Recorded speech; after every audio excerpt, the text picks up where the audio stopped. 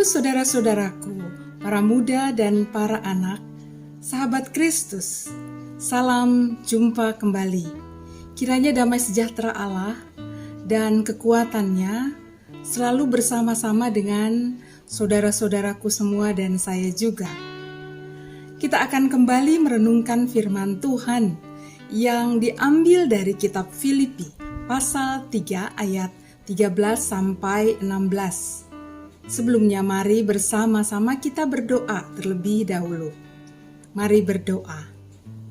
Ya Bapa Sorgawi, sumber kekuatan, sumber motivasi, dan keselamatan dalam kehidupan kami. Kami sungguh bersyukur bahwa Engkau selalu memelihara dan membimbing kami. Dan inilah kami, ya Tuhan, yang sudah siap menerima sapaan firman Tuhan pada hari ini. Kami berdoa di dalam nama Putra-Mu, Tuhan Yesus Kristus. Amin. Bapak, Ibu, saudara-saudaraku sekalian, inilah firman Tuhan yang diambil dari kitab Filipi pasal 3 ayat 13 sampai 16 yang berbunyi demikian. Saudara-saudara, aku sendiri tidak menganggap bahwa aku telah menangkapnya. Tetapi ini yang kulakukan. Aku melupakan apa yang telah di belakangku dan mengarahkan diri kepada apa yang di hadapanku. Dan berlari-lari kepada tujuan untuk memperoleh hadiah, yaitu panggilan sorgawi dari Allah dalam Kristus Yesus. Karena itu marilah kita yang sempurna berpikir demikian. Dan jikalau lain pikiranmu tentang salah satu hal itu akan dinyatakan Allah juga kepadamu. Tetapi baiklah, tingkat pengertian yang telah kita capai, kita lanjutkan menurut jalan yang telah kita tempuh. Demikianlah firman Tuhan. Berbahagialah Bapak Ibu, saudara-saudaraku, para muda dan para anak yang suka merenungkan firman Tuhan. Bapak, Ibu, saudara-saudaraku, para muda, para anak, kekasih Kristus, hidup kita pastilah ada tujuan Allah di dalamnya. Dalam hidup kita memang mungkin banyak menemukan pertanyaan-pertanyaan. Mengapa ini terjadi pada saya?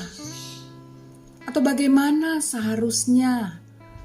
Atau bagaimana selanjutnya yang akan terjadi? Apa yang harus saya lakukan?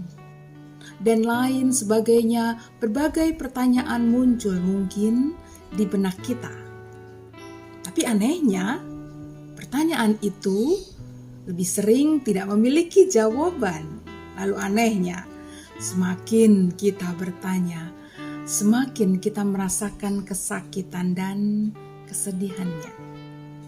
Dalam kehidupannya, setelah mengikut Tuhan, saudara-saudaraku, Bapak Ibu, para muda dan para anak, Paulus pun merenungkan apa yang telah ia jalani pada masa lalu. Sebagai sosok yang memikirkan masa lalunya yang kelam, karena ia adalah seorang yang keji dan tak punya hati. Dahulu ia begitu berdosa. Mungkin saja semua itu terjadi karena ajaran dari agama sakit yang dianutnya pada waktu itu, yang mengizinkan seorang pengikut agamanya menyakiti, bahkan menghalalkan darah mereka yang tidak seagama dengan mereka. Semua yang memiliki kepercayaan berbeda adalah busuk dan layak disakiti. Demikianlah yang mungkin terjadi dalam diri Paulus pada waktu itu.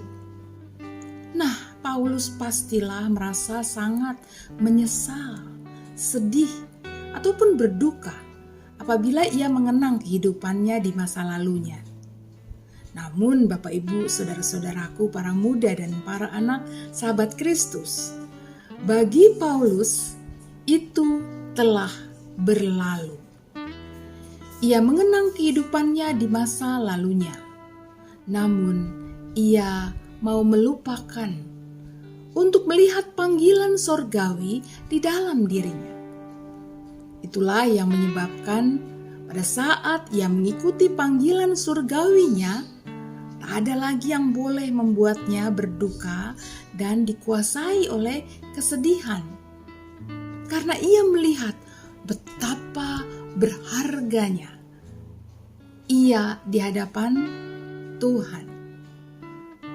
Bapak, Ibu, saudara-saudaraku, para muda dan para anak, kita mungkin memiliki berbagai macam bentuk kesedihan, kemarahan, penyesalan akibat masa lalu kita atau yang terjadi kemarin. Seringkali kesedihan, kemarahan, dan lain-lain itu ada pada masa kini.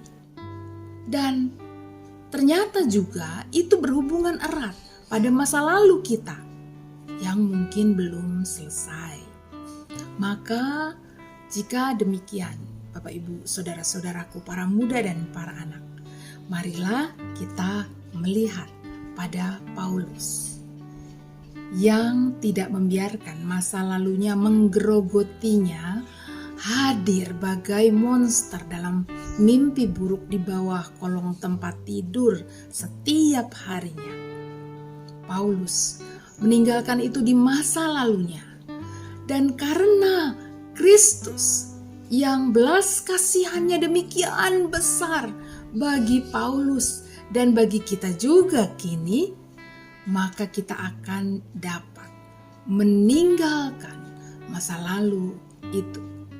Ia, si monster masa lalu, mungkin masih ada dalam ingatan kita. Namun, ia tak lagi dapat menguasai kita pada masa kini. Kita telah meninggalkannya di sana, di masa lalu saja. Kini tak ada lagi monster itu di bawah tempat tidur kita. Dengan demikian, ketika kita menghidupi hidup yang sekarang, kita akan mendapat kemampuan dari Sang Bapa untuk melihat panggilan sekarang. Dan kita akan mendapat kemampuan dari Sang Bapa untuk hidup dengan tujuan hidup kita di masa kini. Ketika kita menghadapi segala tantangan, rintangan kita akan melihatnya sebagai seorang yang berharga, yang sedang menjalani panggilan itu. Jika saya adalah sebuah pensil dibandingkan dengan panggilan saya pada masa ini, jika saya adalah sebuah pensil, maka tujuan saya adalah membiarkan sang penulis membuat sebuah kisah, cerita, ataupun seorang pelukis yang sedang menorehkan coretan untuk sebuah gambar yang sempurna. Mungkin mata pensil akan menjadi tumpul, lalu akan diserut lagi. Dan proses itu dapat tidak menyenangkan. Namun walau demikian, semua itu tidak akan lagi menyengsarakan.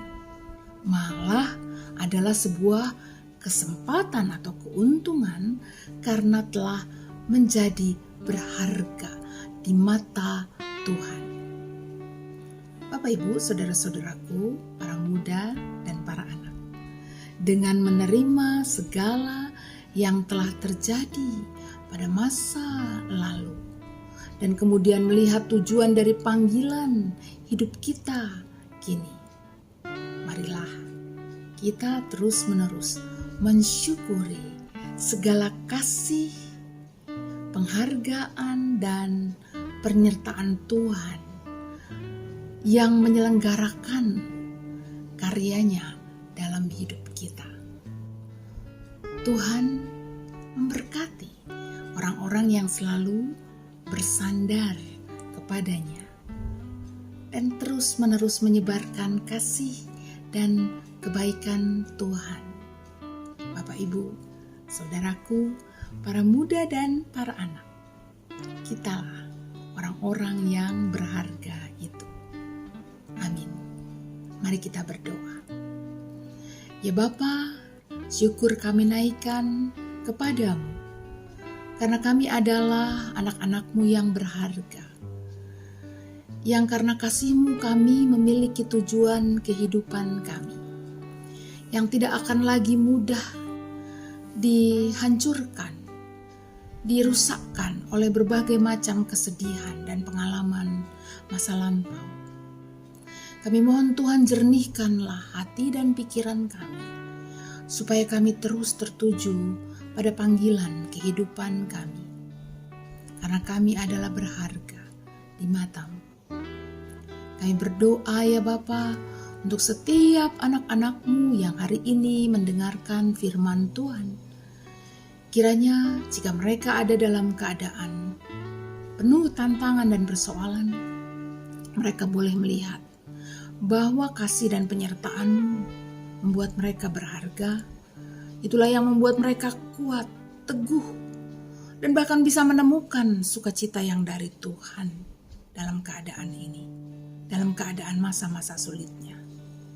Ya Bapa, berkatilah, sertailah mereka, tuntunlah mereka terus dengan kekuatan, hikmat dan berkat yang dari Tuhan.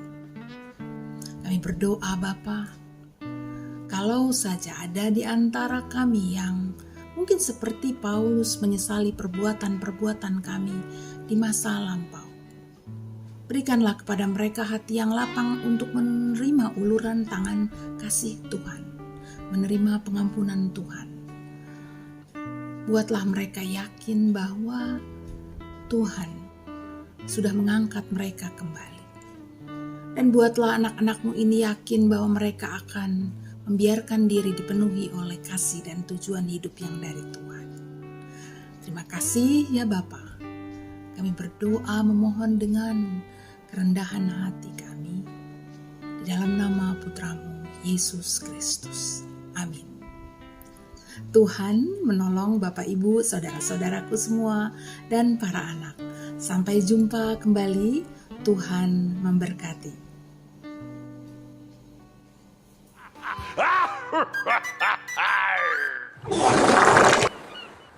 Are you ready? I'm ready! I'm ready!